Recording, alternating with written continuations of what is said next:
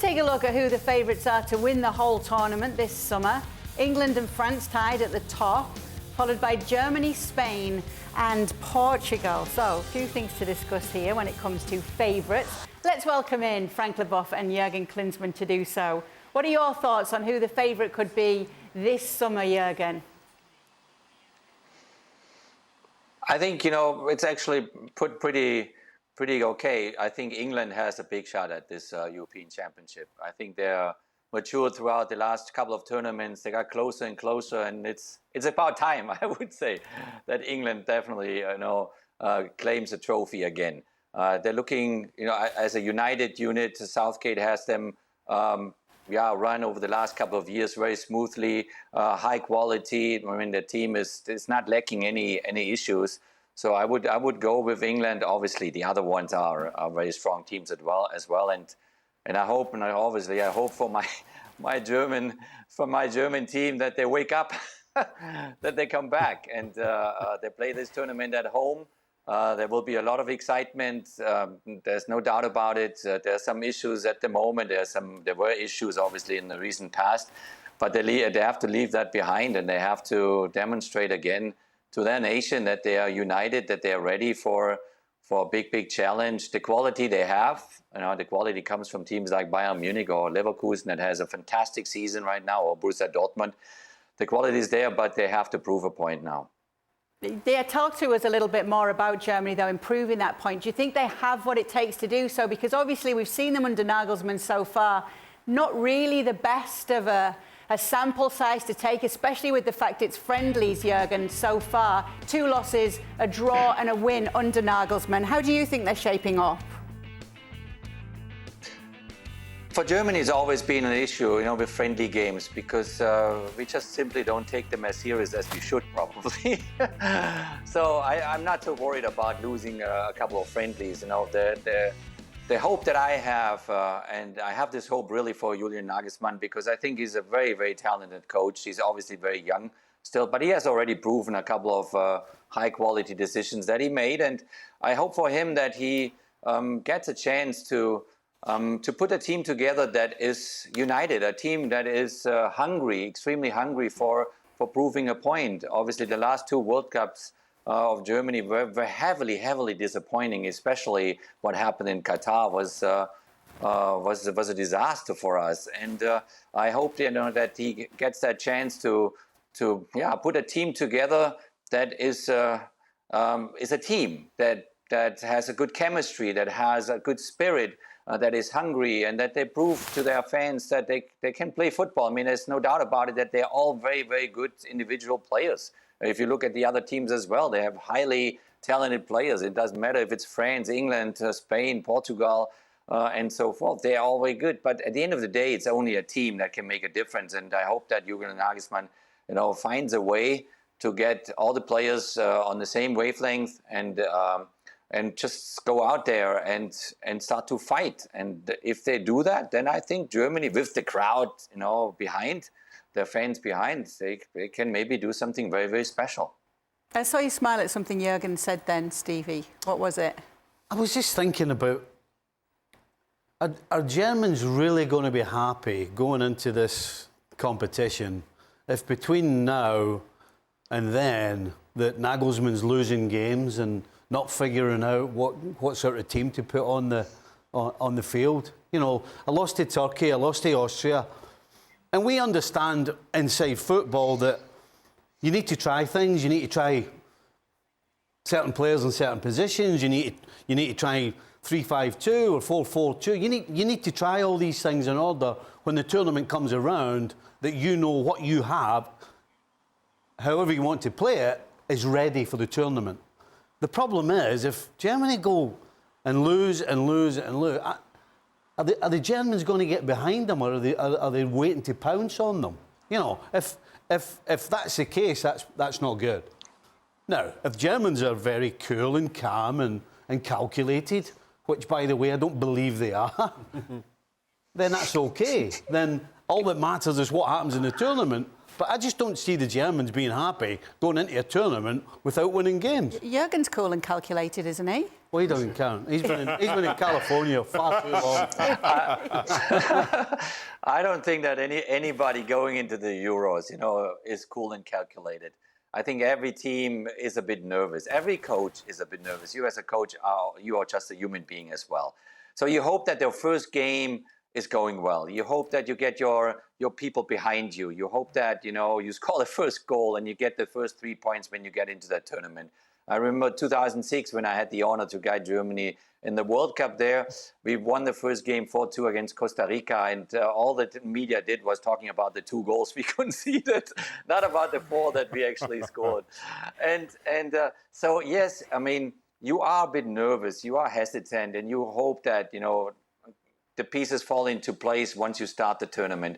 It depends also a lot on the leadership of certain players. And Julian Nagelsmann now had Manuel Neuer back in the camp. Unfortunately, he got injured, so he had to go back then and is not playing these 2 friendlies that they scheduled. He brings in Toni Kroos back. Obviously, Toni has done it all on all levels. He's a fantastic player with an incredible amount of experience. But now Nagelsmann has the task to meld the group of players together, the group of players that has exciting talents like Musiala is probably one of the most exciting players on the planet right now in his age. And he has to figure out a way to get the older ones on the same page, the younger ones on the same page. So what you need 3 points to start the tournament with. If you get the 3 points right in the beginning, I think the crowd goes behind you and will give you a hand. I'm interested to know your thoughts on Kai Havertz right now, Jurgen, because obviously with Kai Havertz, he can be quite polarising when it comes to pundits on what they think. What do you think he brings to this German side and what's his best position? Well, obviously, he gave it a shot the last time, playing him left back. I think he realized, okay, that it's not his best position. I mean, Kai Havertz is a very talented player. He's good. He proves it. I mean, he's showing that week in, week out. And his best spot is up front somewhere. He comes from the left, from the right, or he plays in the middle. He scores his goals, and he has a tremendous good season at Arsenal. So I'm sure that, you tried something out that you probably wouldn't try out anymore a second time. But I remember, we won the European Championship '96. That was the last time Germany won it. And we had a situation with injuries, and my striking partner, Freddy Bobic, had to play left back in the second game, I think. So he played it well, but I think for Kai, leave him up front. Let him be close to the opponent's goal and not to your own goal. Let me get to you then, Frank, because we've got to talk about the fact that it is England, France and Germany that are among the favourites here. We just heard Jurgen say that England are better than France. Sorry about that, Frank. Who are you most worried about of the 2 of them? Or you can talk, 3 or 4 months before the tournament. You can talk and say whatever you want. How many times England has been the favourite of a competition since 1966, But I would say the same for France. And the last Euro, they lost in the quarterfinal against Switzerland after a very appalling game. So you can say whatever you want, and I pray for all players, for none of them to be injured, because you know that if you lose one top players in England or in France, it's going to be a big change of thinking. So, but I think it's only fair that England and France are sharing the first spot. After, I'm a little bit surprised that even Germany, I'm okay with that because they play at home and but they're going to be there because they're going to fight for their nation in their homeland. So they're not going to be disappointing. So I have no issues with that. But I'm surprised with Portugal, I have to say, to be only fifth with the team that they have, the player that they have, how they performed during the qualification. I'm only surprised that they only, I think, 7 against 1 in the odds. That's quite unfair for me because they are, for me, one of the contenders. Favourite, Shaka? Favourites for me, France. World Cup finalists in 2022. I just feel they certainly have the most complete team. And while you can make the argument that England have improved since 2022 with the continued emergence of Jude Bellingham, of Declan Rice, Kobe Mainu now in the squad. My concern is while that's great in theory, in practice, you're still not quite sure what you're getting, particularly with Gareth Southgate, who is more pragmatic than adventurous. He tends to rely on those players who've served him well, and that's worked for him. But I think it's only gotten him that far. So if it comes down to pound-for-pound talent, where I think France just has the edge, but you could debate that. In terms of management, I think Didier Deschamps is the better of the two. So for me, I make France favourites. I feel as though I'm at a point now where I have to give honourable mention to Germany and hope that they come good. Just because. In 2018, I thought Germany are one of the favourites going into that World Cup. They're disappointed. So I'm like, listen, this doesn't happen twice in a row.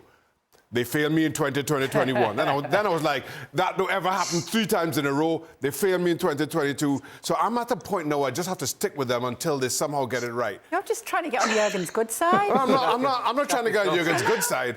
I'm just trying to somehow ride this 3-legged horse till it comes good for me. I'm laughing at the bravado from Stevie. Scotland have got them in the opening game. And pretty much guaranteeing Scotland to win there, aren't you, and Jurgen said they have to win, Germany have to win their opening game, and who else but the Scots? So at least we know what we're doing. I'm being serious. At least Scotland have got a plan, and they stick to it. You can't say that about Germany. And if Germany don't win... I mean, Jurgen's right. If they win the first game, all of a sudden, the whole country's behind them. That can take you on the crest of a wave. However, if you lose to Scotland... I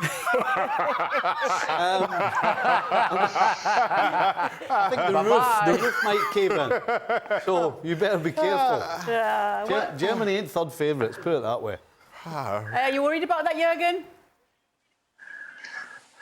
Yes.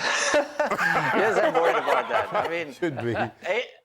I tell you, anything can happen. Anything can happen in your first game, and Scotland, obviously, they will fight for their lives, and they will go in there, and until you're not scoring that first goal, you know, it will be tough and difficult, and they can always score a goal, a set piece, or a counter break, or whatever, you know. So you're just not safe. So somehow you got to get through it, and somehow you got to beat them, but.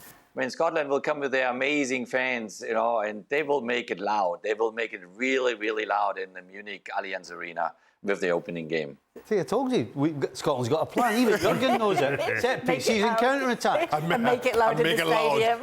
Big fans. All right, be sure to be with us every single day here on ESPN FC for more talk like this when it comes to world football.